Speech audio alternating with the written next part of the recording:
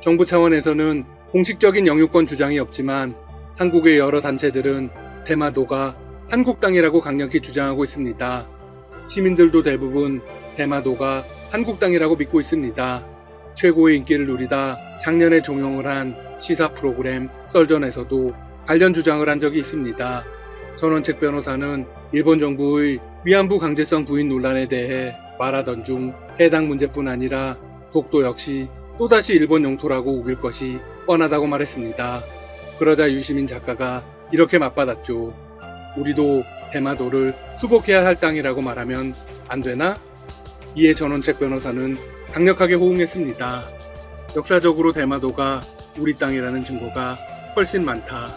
이는 명백한 사실입니다.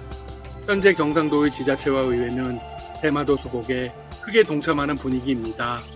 경북 울릉군의 경우 조선시대부터 근대에 이르기까지 대마도가 한국령으로 표기된 고지도와 근대 지도 등을 전시한 적이 있습니다. 경남 마산시의회는 출석의원 전원 찬성으로 대마도의 날을 조례로 제정했죠. 우리나라 땅을 당당히 되돌려받기 위한 조치입니다. 울릉군이 전시했던 자료 중에는 일본인들이 만든 지도도 있습니다. 대표적으로 1592년 도요토미 히데요시의 명령으로 일본인 국기가 제작한 조선팔도 총도입니다. 울릉도와 독도가 그려져 있고 대마도가 경상도에 속한 모양으로 그려져 있습니다.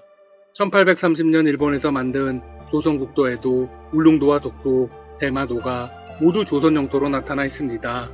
조선통신사가 일본에 올 때 부산에서 대마도까지의 거리, 위치, 시각, 지역을 안내하는 지도가 있습니다. 1811년 제작된 것인데요. 제목은 조선국 대주 아리아케산에서 보는 원견지도입니다. 조선국은 말 그대로 조선입니다. 대주는 어디일까요? 네, 바로 당시의 대마도를 부르던 고유명칭입니다. 조선 조정에서 보낸 대마도 무사 임명장도 존재합니다. 대마도 사료관에는 조선의 왕이 내린 역대 무사들의 임명장을 수십 장 소장하고 있습니다. 이를 보면 대마도가 조선의 일부였다는 건 명백합니다. 역사적으로 이를 부인하는 건 사실상 불가능합니다. 일본은 증거를 내밀기보다는 한국의 주장을 무논리로 반박하는 것에 지나지 않습니다. 증거를 조금만 더 말씀드리겠습니다. 모리고안이라는 지도학자가 있습니다. 그는 막부가 가장 인정한 지도학자죠. 그가 만든 지도에 보면 대마도가 조선에 속하였으며 조선의 문물을 따른다고 기록되어 있습니다. 더 강력한 증거도 있습니다. 대마도에서 한글을 사용했던 흔적들도 곳곳에서 발견되고 있습니다. 역사학자들은 백제소와 시족인 아비류족에 의한 것이라고 분석하고 있습니다. 역사학자들과 언어학자들은 여기서 더 중요한 것도 발견했습니다. 바로 일본어의 원류가 2300년 전의 한국어라는 사실입니다. 일본은 강력하게 부인하고 있지만 이는 역사적 근거가 상당히 많습니다. 한국은 명백한 증거가 많음에도 그동안 대마도를 사실상 방치해 두었습니다. 찾기 위한 적극적인 노력을 기울이지 않았죠. 자신들의 땅도 아닌데 영유권을 주장하는 일본의 독도 도발과는 너무나 대조적인 행동입니다. 한국의 대통령 중에서 대마도를 찾기 위해 가장 적극적으로 노력한 사람은 이승만 대통령입니다. 한국의 초대 대통령인 이승만 전 대통령에 관해서는 평가가 완벽히 엇갈립니다. 건국의 아버지로서 높이 평가하는 사람이 있는가 하면 친일 인사를 이용해 자신의 권력 유지에만 노력을 기울인 독재 정치가라는 악평을 듣기도 합니다. 이승만 대통령에 대한 가치평가는 차차 하겠습니다. 다만 대마도 영유권 주장에 관해서는 대부분이 인정합니다. 이승만 대통령은 대한민국 정부 수립 후 역사적 사실에 근거해 일본에게 대마도 반환 요구를 했습니다. 당시 기사도 여럿 존재하고 있죠. 그러면 당시의 상황을 조금만 보겠습니다. 일본이 무조건 항복한 후 1948년 8월 15일 대한민국 정부가 수립되고 이승만은 초대 대통령으로 당선되자 대마도를 반드시 회복해야 한다고 선언했습니다. 대한민국이 건국한 지 3일 뒤인 1948년 8월 18일 이승만 건국 대통령은 첫 기자회견을 열고 일본에 대마도를 한국에 반환할 것을 요구했다고 주장했습니다. 이 대통령은 대마도는 상도 하도의 두 섬으로 돼 한일 양국의 중간에 위치한 우리 영토인데 350년 전 일본이 불법 어부로 탈취해간 것이라고 말했습니다. 언론은 이를 대대적으로 보도했고 관련 자료는 여전히 존재하고 있습니다. 이후 이승만 대통령은 다음 해인 1949년 1월 8일 연두회견에서도 동일한 주장을 합니다. 기회가 있을 때마다 주장을 한 것이죠. 일본에 정식으로 대마도 반환 요구를 했던 이승만 대통령은 샌프란시스코 평화조약 소식에 크게 분노했습니다. 대마도 반환이 이루어지지 않은 것이죠. 1951년 미일 간 체결된 샌프란시스코 조약에서 대마도는 일본령이 되었습니다. 발효일은 1952년 4월 28일이었습니다. 발효일이 지나고 나면 국제적으로 일본 영토로 인식될 수도 있었죠. 당시 한국은 세계에서 가장 약소국 중 하나였습니다. 따라서 국제 무대에서의 협상력은 사실상 존재하지 않았습니다. 미국에 의해서 모든 게 좌지우지 되었죠. 하지만 이승만 대통령은 대표적인 미국통이었습니다. 샌프란시스코 조약 발효 직전인 1952년 2월 독도를 경계선 안에 넣는 해양주권선을 긋고 평화선이라고 선언했습니다. 평화선 안에서 어업을 하려면 한국 정부의 허가를 받아야 하고 어기면 처벌을 한다고 강력하게 선언했습니다. 소식이 전해지자 일본은 크게 당황했습니다. 펄쩍 뛰면서 한국에 강력하게 항의했죠. 해당 평화선이 이승만 선이라고 폄하하기도 했습니다. 당시는 한국 전쟁이 한창이었습니다. 한국 전쟁을 함께 수행하던 미국 측도 이승만 대통령에게 취소를 요구한 것으로 전해집니다. 하지만 이후 상황은 달라집니다. 이승만 대통령이 포기하지 않고 버티자 미국이 생각을 바꾼 것이죠. 그 이유는 한국 전쟁 휴전과도 관련이 있었습니다.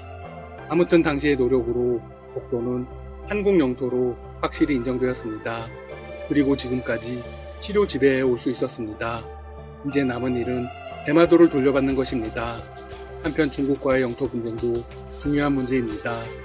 닥터시사TV에서 이어도와 관련한 영토 분쟁을 소개해드린 적이 있습니다. 중국의 선박들은 연이어 이어도 인근 바다를 넘나들고 있습니다. 정부는 주변 수역에서 중국의 움직임을 예의주시하며 적절한 대응을 해야겠죠. 그런데 국민 차원에서도 큰 관심을 가질 필요가 있어 보입니다. 해양 주권에 대해 국민들이 큰 관심을 가져야 정부의 정책과 외교 협상이 잘 진행될 수 있습니다. 이어도 말고도 문제가 되는 곳이 있습니다. 바로 우리나라 중서부 해역 최끝단 도서인 정렬비열도입니다. 이름이 참 특이하죠? 대부분의 분들에게는 생소한 이름일 것입니다. 하지만 정렬비열도는 서해 독도라는 별명으로 불릴 정도로 영토 및 해양 주권 수호 차원에서 중요한 위치에 있습니다. 그동안 중국에게 매각될 뻔하는 등 여러 차례 수모를 겪었습니다. 하지만 이제는 중국으로부터 지킬 수 있게 되었습니다. 정렬비열도를 국가관리연안항으로 예비 지정했기 때문입니다. 이번 결정으로 정렬비열도는 항구 시설이 설치되는 등 국가의 관리를 본격적으로 받을 수 있게 되었습니다. 앞으로도 정부가 영토를 더 적극적으로 수호해야 합니다. 앞으로의 상황도 계속 전해드리겠습니다. 지금까지 닥터시사TV였습니다. 여러분 시청해주셔서 감사합니다. 구독과 좋아요 부탁드립니다. 신종 코로나 바이러스 감염증의 세계적 확산으로 국가 간 방역 협력의 필요성이 높아지는 와중에 한국과 일본이 서로 입국 금지 조치를 주고받으며 충돌했다. 19 대응에서 난맥상을 보인 아베 신조 정권이 한국을 희생양으로 삼은 게 근본 원인이라는 시각이 지배적이다. 일본에서는 이미 코로나19가 지역사회 전파 단계로 접어들었다는 징후가 뚜렷이 나타났다. 하지만 방역 당국의 소극적 대응과 검사 역량 부족, 불투명한 정보 공개 탓에 전모조차 파악이 어렵다. CNN 등 외신은 일본 실제 감염자 수가 공식 집계보다 10배 많은 1만 명으로 추산한다. 아베 정권은 방역 실패 탓에 역점 사업인 도쿄올림픽까지 취소 가능성이 거론되자 위기감을 느낀 것으로 보인다. 우리 정부는 일본 조치가 방역보다는 정치적 의도가 타고나다고 보고 있다. 일본 정부는 지난 5일 밤늦게 한중양국 입국 규제 강화를 발표하면서 한국 정부에 사전 설명도 하지 않았다. 중국 정부가 6일 일본 조치에 이해를 표명하는 등 중일 간 사전 교감이 있었음을 암시한 것과 비교하면 온도차가 있다. 일본이 한일 갈등을 부추기려 의도적으로 한국을 도발했다는 추측까지 나온다. 청와대는 8일 정부가 중국은 놔두고 일본에만 과잉 대응한다는 지적에 대해 한국 정부는 일본의 과도하고 불합리한 조치에 절제된 방식으로 상응 조치를 한 것이라고 반박했다. 강민석 청와대 대변인은 서면 브리핑에서 감염병 유입에 대한 철저한 통제에 주안점을 두고 내린 결정이라며 한국이 강경한 게 아니라 일본의 5대 조치가 과잉이라고 강조했다. 전문가들도 우리 정부의 눈에는 눈, 이에는 이 방식의 대응이 불가피하다고 보고 있다. 한일 관계는 최근 강제징용과 수출 규제를 둘러싼 갈등 때문에 이미 최악으로 치달은 상황이다. 국민 감정을 고려해서라도 정부가 맞대응 조치를 취할 수밖에 없었다는 것이다. 특히 비자 면제는 일반적으로 상호주의 원칙이 적용되는 영역이다. 이원덕 국민대 일본학과 교수는 대일 입국 규제를 강화했다고 한국의 방역이 좋아지는 것은 아니기 때문에 우리 정부의 조치는 외교적 대응이라고 볼 수 있다며 국민 정서를 고려하면 일정 부분 불가피했다. 한일 관계는 다른 국가와의 관계와는 다르다고 말했다.